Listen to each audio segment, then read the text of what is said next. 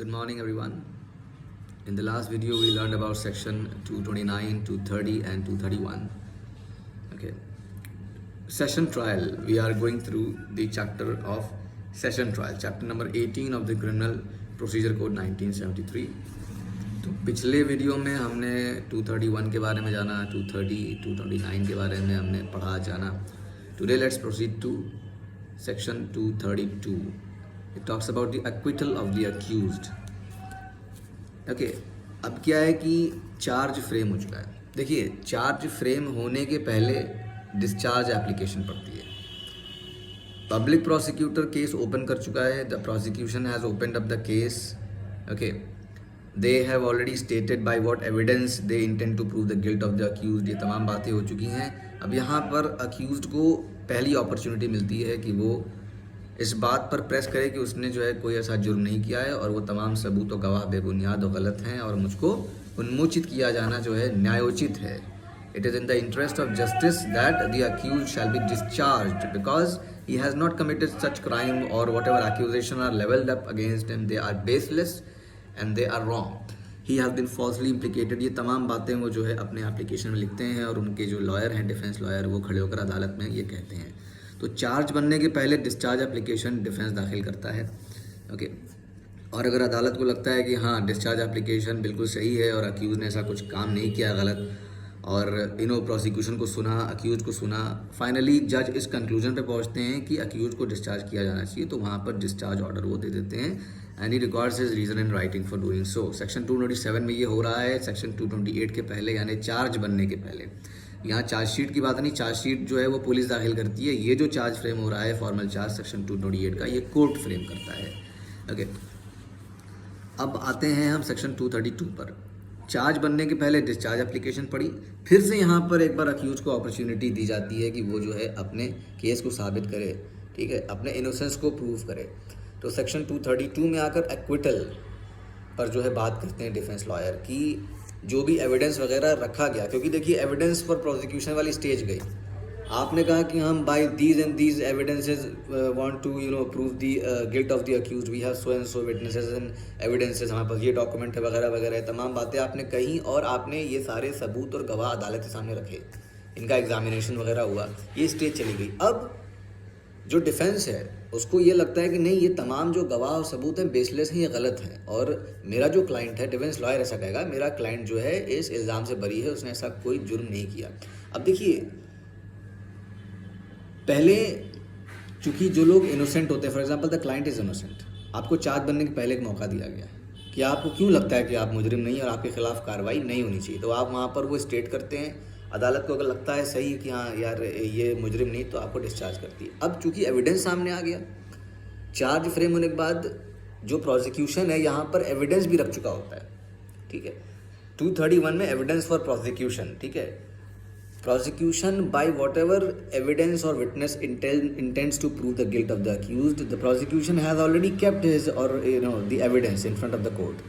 अदालत उसको भी जो देख चुकी होती है, अक्यूज्ड भी उन तमाम सबूतों को समझ चुके होते हैं. अब फिर से एक मौका दिया जाता है कि क्या लगता है, आपने पहले तो कह दिया in the starting you said that I am not accused and false implications are there, I have been falsely implicated in this case, I am not a convict, I mean I am not an accused, okay, it's a wrong case that has been filed up against me due to so and so reason. आपसी रंजिश वगैरह वगैरह ये तमाम कुछ words use करते हैं practical case में जो लॉयर्स हैं डिफेंस के. बहरहाल अब तो सबूत आ गया. आपने पहले कहा था कि आपने गलत काम नहीं किया है, आप जो है गलत तरीके से इसमें फंसाए गए हैं, लेकिन अब क्या है कि सबूत और गवाह भी आ गए, एग्जामिनेशन भी हो गया, ठीक है, आपने क्रॉस एग्जामिन भी किया. अब ये बताइए कि आपको अभी भी लगता है कि आप जो है मुलजिम नहीं है, सॉरी मुजरिम नहीं है. समझने की कोशिश कीजिए. एक्स एंड वाई के बीच में केस है, एक्स प्रोसिक्यूशन है, उसने सबूत और गवाह सब रख दिया अदालत में. इसके पहले भी जो है अक्यूज कह रहा था कि हमने गलत काम नहीं किया है और ये केस नाजायज़ है. अब जब सबूत भी रखा जा चुका है, उसके बाद भी जो है क्या ये वाई कहना चाहता है कि भाई हम अक्यूज नहीं हैं, हमने गलत काम नहीं किया है, तमाम सबूत को गलत ठहराएगा. उसको एक मौका दिया जाता है, भैया आप क्या कहते हो, what do you want to say now, we have the evidence and we have examined the witnesses and all and documents and all whatever necessary are being also produced in front of the court, still you intend to say that you are not accused, we are giving you the opportunity. अदालत आपको एक मौका और देती है, आप जो है अपने केस को साबित कीजिए. तो यहाँ पर जो है अक्यूज आता है और कहता है कि भाई हमने ऐसा काम नहीं किया है, वो फिर से अपनी बात को रखता है, ठीक है। सेक्शन 232 में एक्विटल होता है, ये चार्ज बनने के बाद हो रहा है, ठीक है, क्योंकि अब सबूत रखा चुका है, सबूत को वहाँ पर जो है सबूत की काट करता है जो डिफेंस है, ठीक है, कि नहीं ये सबूत गलत है। अब if after taking the evidence of the prosecution, examining the accused and hearing the prosecution and defence on the point, you know mind the words here, if after taking the evidence of prosecution, सबूत रखा जा चुका है, examining the accused, ठीक है, accused का examination हो चुका है, and hearing the prosecution and defence on the point, okay, that judge considers that there is no evidence sufficient that the accused committed the offense, the judge shall record an order of acquittal, ठीक है। अब देखिए examination भी witnesses का हो चुका है, ठीक है, क्रॉस एग्जामिनेशन भी हो चुका है, और क्या कह रहा है पिछला सेक्शन, द जज may in his description permit the cross examination of any witness to be deferred until any other witness or witnesses have been examined, or recall any witness for further cross examination. किसी का cross examination किसी खास मौके के लिए अगर differ करना है किसी वक्त तक के लिए, तो जज वहाँ पर उसके डिस्क्रिप्शन में वो डिफ़र भी कर सकता है, और किसी विटनेस को फर्दर बुला भी सकता है वापस री एग्जामिनेशन के लिए। तो क्रॉस एग्जामिनेशन या एग्जामिनेशन या ज़रूरत पड़ी तो री एग्जामिनेशन भी हो चुका है विटनेस का, सारे के सारे सबूत भी अदालत के सामने पेश किए जा चुके हैं, ठीक है। इन तमाम बातों के बाद एविडेंस को उसको एनालाइज करने के बाद अक्यूज्ड और जो डिफेंस है दोनों को ऑन द पॉइंट सुनने के बाद जज को लगता है कि नहीं यार सबूत ही नहीं है, ये सबूत ही बिल्कुल गलत है, evidence is wrong, is inadmissible या इररिलेवेंट है बिल्कुल, और इन तमाम सबूतों के ज़रिए जो मुल्जिम है उसका जो जुर्म है वो साबित नहीं हो रहा है। ओके, अगेन वही सेम चीज़ हो रही है जो सेक्शन 227 में हुआ, वहाँ पर अभी सबूत रखा नहीं गया है। एक कहते हैं ना कि प्रिलिमिनरी स्टेज है ट्रायल की, ट्रायल एक होता है कि अब इन डीप ट्रायल यहाँ तक आ गया, सबूत तक रखा चुका है, ठीक है, और ये दूसरा मौका दिया जा रहा है कि उसको अपनी बात रखने का। वहाँ पर डिस्चार्ज के मौके पर क्या हो रहा था कि वो एक प्रिलिमिनरी स्टेज थी ट्रायल की, अभी अभी ट्रायल ओपन हुआ है, शुरू हुआ है, वहीं पर एक मौका दिया गया कि ताकि लिटिगेशन का जो बर्डन है, अगर कोई एक सुपरफिशियल या एक वेक्सेशियस जो कहते हैं ना क्लेम है या केस है, तो उसको वहीं पर कहते हैं निप इन द बर्ड, ख़त्म करो, ये केस ही गलत है, फालतू है, वेस्टेज ऑफ टाइम है। इसलिए जो है वो एक सेक्शन रखा गया, वो एक स्टेज रखी गई ताकि कोई जो है फॉल्सली इम्प्लिकेट ना किया जाए, अदालत का वक्त और रिसोर्सेज ना वेस्ट हों, इसीलिए वो एक प्रोसीजर वहाँ पर फॉर्मेलिटी रखी गई कि भैया स्टार्टिंग में ही अगर केस फालतू लग रहा है, बेबुनियाद लग रहा है, तो वहीं ख़त्म कर दिया जाए, अक्यूज़ को डिस्चार्ज करो। लेकिन अगर जज को लगता है कि नहीं वाकई में एक केस बन रहा है, तो वहाँ पर चार्ज फ्रेम करेगा जज, ठीक है, अक्यूज़ को डिस्चार्ज न करने के बाद चार्ज फ्रेम करेगा। अब यहाँ पर एविडेंस लेगा प्रोसिक्यूशन का, ठीक है, कन्विक्शन करे चाहे ना करे, अगेन एक एविडेंस लेगा, उसको एनालाइज करेगा, फिर यहाँ पर फिर मौका दिया जा रहा है दोनों को अपनी बात कहने का। तो दोनों जो पक्ष हैं उनको सुनेंगे जज साहब। अब सबूत भी सामने है, देखिए सबूत सामने आ गया, गवाह सामने आ गए, उनका एग्जामिनेशन हो गया ना, और क्रॉस एग्जामिनेशन भी, तो पिक्चर ज़्यादा क्लियर हो जाती है, the picture becomes more clear. Okay, after such an occurrence that evidence also has been produced, the witnesses have been examined and cross-examined, it becomes much more easier to assess whether there has been a crime committed or not, whether accused is really guilty of something or not. It becomes very easy then.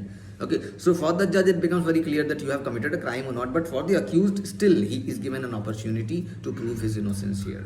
और मौका एक और मिलता है जब argument की stage पर हम जाते हैं, ठीक है। तो अक्विटल की स्टेज पर आकर फिर से जो है एक मौका मिला आपको, दोनों पक्षों को सुना गया ऑन द पॉइंट, ठीक है। और अगर जज को लगता है कि नहीं यार कोई सबूत नहीं बन रहा, या सबूत ये इरेलीवेंट है, इसको एडमिट नहीं किया जाना चाहिए, या फिर जो मुल्जिम है उसने ऐसा कोई जो है गलत काम या कोई ऐसा जुर्म किया ही नहीं है, तो उसको यहाँ पर अक्विट कर देते हैं। ओके, यहाँ पर उसको जो है रिहा कर दिया जाता है, एंड जज records the order of the acquittal under section 232। Okay, तो डिस्चार्ज हो रहा है चार्ज बनने के पहले सेक्शन 227 में, जब सबूत अभी रखा नहीं गया अदालत के सामने, बस बताया गया मेरे पास क्या सबूत है, ठीक है। और अब जो एक्विटल हो रहा है सेक्शन 232 में, वो चार्ज फ्रेम होने के बाद हो रहा है, जबकि सबूत सारे के सारे और गवाह भी अदालत के सामने हाजिर हो चुके हैं, रखे जा चुके हैं, ठीक है। यहाँ पर पिक्चर ज़्यादा क्लियर होती है, लेकिन फिर भी अक्यूज को एक मौका दिया जाता है अपनी बात कहने का, ठीक है। फेयर ट्रायल की बात यह है, आपको इक्वल अपॉर्चुनिटी मिलनी चाहिए। अगर वहाँ पर प्रोसिक्यूशन को मौका दिया गया सेक्शन 226 में, तो डिफेंस को भी मौका दिया गया, ठीक है। और यहाँ पर सबूत भी रख दिया प्रोसिक्यूशन ने, उसको तो पूरा मौका मिल रहा है अपना सबूत रखने का, अपनी बात कहने का। गवाह का भी एग्जामिनेशन हो गया, गवाह ने अपनी बात कही, तो अक्यूज़ को भी एक मौका मिलना चाहिए कि वो भी अपनी बात रखे और इन गवाहान को री एग्जामिन या क्रॉस एग्जामिन करे, क्रॉस एग्जामिन बेसिकली करे, ठीक है। तो क्रॉस एग्जामिनेशन करने का जो राइट है, अगर कोई क्वेश्चन पूछता है कि give certain rights of the accused, okay, fair trial, speedy trial अपनी जगह, cross examination of the witness of prosecution, prosecution witness का जो क्रॉस एग्जामिनेशन ये कर पाना, इसका अधिकार, ये अलाउ करना भी जो है अक्यूज का एक राइट है। To cross examine the prosecution witness is one of the very basic right of the accused, okay. ये फेयर एंड कहते हैं ना जस्ट ट्रायल का एक बहुत इंपॉर्टेंट पार्ट है। अगर अक्यूज्ड को ये मौका नहीं दिया गया क्रॉस एग्जामिन करने का, तो ये एक फेयर ट्रायल नहीं है, फिर वो एक कहते हैं ना डाउटफुल ट्रायल है कि आपने तो अक्यूज को मौका ही नहीं दिया क्रॉस एग्जामिन करने का, जो भी गवाह आए।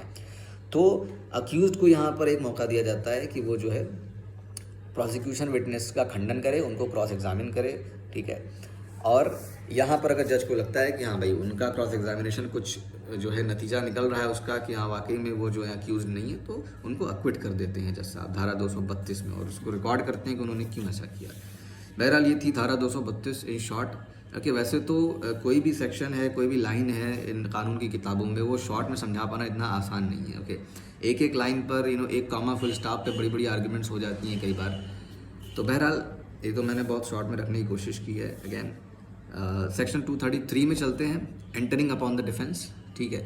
अब यहाँ पर आपको एक मौका दिया गया 232 में, आपने अपनी बात रखी, ठीक है, खंडन किया प्रोसिक्यूशन विटनेस का, सबूतों को आपने नकारा, ठीक है, लेकिन अदालत को लगता है कि नहीं यार आपको अक्विट नहीं किया जाना चाहिए, ठीक है। It's upon the description of the जज and also the skills of the lawyer, the defence lawyer, how skilful he is, how skilfully he is presenting his case, okay, and how talented a lawyer is to convince the जज।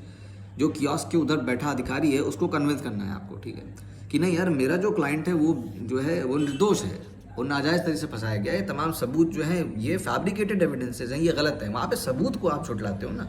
जो गवाह आए उनको cross examine करके गवाह के खिलाफ जज के मन में एक डाउट क्रिएट करते हो कि गवाह जो है वो मशकूक है, डाउटफुल एविडेंस है, डाउटफुल विटनेस है, अनवर्दी या कह लीजिए कि ये जो गवाह है इन पर भरोसा नहीं किया जा सकता है, ठीक है, क्रेडिट वर्दी विटनेस नहीं है, अनरिलायबल विटनेस है, पैसा दिया गया है या फिर झूठा गवाह, ये तमाम बातें वहाँ पर डिफेंस लॉयर करते हैं, ठीक है, क्रॉस एग्जामिन करके ये साबित करना चाहते हैं और डाउट वहाँ पर क्रिएट करने का जो है एक कोशिश करते हैं डिफेंस के लॉयर। बहरहाल अगर फिर भी बात नहीं बनती है और जज को लगता है कि नहीं इनके आर्गुमेंट्स गलत हैं और जो मुकदमा है वो प्रोसिक्यूशन के पक्ष में ज़्यादा जा रहा है, तो अक्विट ना करके आपको अपने सबूत रखने का फिर जो है वो मौका देती है अदालत, ठीक है। Owners of proof is on the prosecution, जिसने इल्ज़ाम लगाया उस पर जो एक दबाव होता है कि आप साबित करो कि यार आप ये इल्ज़ाम क्यों लगा रहे हो, क्या सबूत है आपके पास। कांड करके कोई बैठा उसको थोड़ी जो है कुछ करना है भाई, जिसके खिलाफ हुआ वो आए सबूत लेकर। ओनर्स ऑफ प्रूफ जो होता है ना, बर्डन ऑफ प्रूफ जिसको कहते हैं, वो जो है प्रोसिक्यूशन पे होता है मोस्ट ऑफ द केसेस में, लाइक 90% केसेस में, ओके। ये क्रिमिनल जस्टिस सिस्टम का एक प्रिंसिपल है कि जो ओनर्स ऑफ प्रूफ है वो आता है किस पर, ज़्यादातर मौक़ों पर प्रोसिक्यूशन पे, विद सर्टेन एक्सेप्शंस। वो एक्सेप्शन हम बाद में डील करेंगे कि कहाँ पर जो है बर्डन ऑफ प्रूफ शिफ्ट हो जाता है डिफेंस की तरफ, बट स्टार्टिंग में नॉर्मली जो है in most of the cases the burden of proof is on the prosecution. Prosecution ने अपनी बात कही है, अभी तक डिफेंस ने जो है अपना कोई सबूत नहीं रखा है, वो खाली लफाजी कर रहे हैं, बहस कर रहे हैं, और बहस में अगर नाकामयाब हो गए और अक्विटल नहीं हुआ, अक्यूज जेल चला गया, जज को लगता है कि नहीं इनको भेजो जेल, ये गलत है, लेकिन क्या इस बुनियाद पे सिर्फ जजमेंट दे सकता है जज? अभी नहीं। प्रोसीजर कहता है ये कि अब ज़रा डिफेंस को भी मौका दिया जाए। The defence shall also be given an opportunity to produce their evidence. आपको अक्विट नहीं किया जाएगा, आपका जो केस बहुत कमज़ोर पड़ा, आपके पास कोई सबूत या गवाह है अपनी मासूमियत या जो है कहते हैं ना अपना इनोसेंस प्रूव करने की, कोई गवाह है, कोई सबूत है, तो defence is given here an opportunity by the court or other by the law to prove their case that we are not going to acquit you here if you have any evidence, if you have any witness that can be a solid or a sound proof against your guilt. तुम्हारे जुर्म के खिलाफ अगर कोई जो सबूत और गवाह है कि तुमने ये काम नहीं किया तो लेकर आओ। तो 233 में सेक्शन 233 में डिफेंस को ये मौका दिया जाता है। एंटरिंग अपॉन द डिफेंस ये हेडिंग है, where the accused is not acquitted under section 232 he shall be called upon to enter on his defence and adduce any evidence he may have in support thereof. If the accused puts in any written statement, the judge shall file it with the record. Understood है, कुछ भी इसमें ambiguous नहीं है, confusing नहीं है, कोई written statement दाखिल कर रहे हैं अक्यूज अगर, तो उसको भी जो है फाइल में जज साहब लगा देते हैं, उसको भी एनालाइज करते हैं, उसको भी पढ़ा जाता है बाद में। ओके, जज पढ़ेंगे ऑफ कोर्स जजमेंट देने के पहले कि भाई देखें इसकी वेरासिटी क्या है, इसमें कितना सच है झूठ, वो दूध का दूध पानी का पानी बाद में होता है। बहरहाल फिर सब सेक्शन 3 में आते हैं, if the accuse applies for the issue of any process for compelling the attendance of any witness or production of any document or thing, the जज shall issue such process unless he considers. अब देखिए यहाँ पर क्या है, imperative एक provision है, शैल issue such process. अभी जब प्रोसिक्यूशन की बात आ रही थी, आप ये देखिए प्रोसिक्यूशन की जब बात आ रही थी तो वहाँ पर मे इशू सच प्रोसेस, किसी विटनेस को बुलाना है, कोई सबूत या डॉक्यूमेंट प्रोड्यूस करने को किसी को कहना है, इस तरह के प्रोसेस इशू करने का अगर एप्लीकेशन प्रोसिक्यूशन देता है अभ्युजन पक्ष, तो इन दैट केस द जज is having the description, the जज मे रिफ्यूज इट, द जज मे अलाउ दैट। ओके, द जज मे allow the application, okay fine, let us compel a particular witness to come to the court for giving his और हर statement, okay, for compelling a person to produce a document or a thing, the judge may consider it, but in case of defense the judge shall issue such process। okay, again आपको लगेगा ये क्या यार, balance तो tilt हो रहा है थोड़ा, अक्यूज को ज़्यादा मौका नहीं दिया जा रहा है, मौका दोनों को बराबर दिया गया है। अक्यूज्ड को देखिए यहाँ पर क्यों, यहाँ पर शैल इशू वर्ड यूज हुआ है, क्योंकि अगर अक्यूज्ड को मौका नहीं दिया गया और अक्यूज्ड जो है वो अक्यूज्ड एक्चुअली नहीं था, मौका नहीं मिला, बेचारा वो मुलजिम था ही नहीं, फर्जी में जेल चला जाएगा, तो एक मासूम इंसान को सज़ा हो जाएगी। और हमारा जो क्रिमिनल जस्टिस सिस्टम है वो इस प्रिंसिपल पर बेस्ड है कि 100 गुनाहगार छूट जाए मगर एक भी बेगुनाह को सज़ा नहीं होनी चाहिए। 100 गुनाहगार आज़ाद घूम रहे हैं पर एक बेगुनाह को सज़ा नहीं होनी चाहिए। यहाँ पर एक अगर अक्यूज्ड है ना, कन्विक्टेड तो नहीं है, अभी उसका केस साबित नहीं हुआ है, लेकिन अगर मान लो वो गलत है ही नहीं, उसने गलत काम किया नहीं, अब अगर उनको मौका ना दें और वो जो है जेल चले जाए तो ये एक बहुत बड़ी इनजस्टिस हो जाएगी। इसीलिए उसको मौका दिया जाता है कि भाई एक बार अपना सबूत रखो सामने। अगर वो रिटन स्टेटमेंट देते हैं तो उसको भी फाइल किया जाता है। बहरहाल अगर कोई प्रोसेस इशू करने का एप्लीकेशन वो देते हैं कोर्ट में, that the court shall issue a process compelling a particular witness to come to the court and give statement or compel a particular person to produce an evidence or a document or a thing which is very much relevant or important for the case of the defense, then the court shall issue such a process। Court को यहाँ पर process issue करना पड़ेगा unless the judge considers that for reasons to be recorded such application should be refused on the grounds that it is made for the purpose of delaying the trial, vexation or defeating the ends of justice। okay, for the purpose of vexation or delay or for defeating the ends of justice।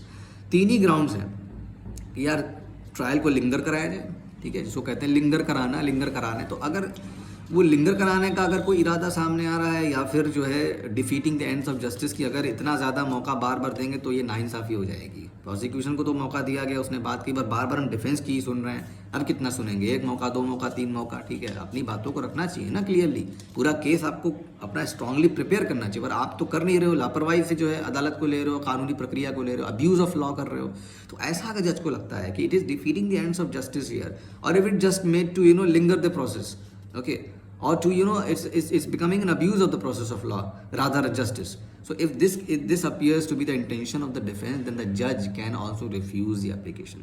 normally तो वो जो है process issue करेंगे, पर यही तीन condition है, अगर ऐसा कुछ इरादा समझ में जज को आ रहा है, डिफेंस का गलत जो है इंटेंशन लग रहा है, it's to vexate the trial or to delay it or it is to defeat the ends of justice, then the judge can also refuse that particular application, उसको जो है खारिज भी कर सकते हैं। ये हो गया 233 की बात। डिस्चार्ज नहीं हुए, चार्ज बन गया, अब आपको मौका दिया जाता है अपनी बात कहने का। एक्विट भी आप नहीं हुए, आपको जेल भेज दिया गया, तो फिर आपको एक मौका और देती है अदालत की, ठीक है भैया अब तुम्हारे पास कोई सबूत है, तो 233 में जो अक्यूज्ड हैं वो अपना सबूत लाकर अदालत के सामने रखते हैं, गवाह को रखते हैं। ये था all together in short section 232 and section 233। बहरहाल साथ ही हमने कुछ पिछली चीज़ें भी रिवाइज़ की। सो thank you so much for अब मिलते हैं अगले वीडियो में, देखते हैं। और सेक्शन 234 है, 235 है और 236 एंड 237 है। ये सेशन ट्रायल हमारा है, फिर उसके बाद पूरा हो जाएगा। Will go to the next chapter number 19। Okay, so अपना ख्याल रखें। सेकेंड वेव तो लगभग ख़त्म होने वाली है कोविड की, but yes third wave is right on our head. Third wave इसकी जो है बहुत जल्दी आ सकती है, ऐसे जो है प्रेडिक्ट किया जा रहा है। कुछ बड़े बड़े ऑर्गेनाइजेशन जो इसके लिए ऑलरेडी तैयारियां कर रहे हैं, they are gearing themselves up, specially the state governments. Okay, so third wave तो आए ना आए भाई, लेकिन वो आ भी सकती है। वो कैसे, देखिए हम ही जिम्मेदार हैं।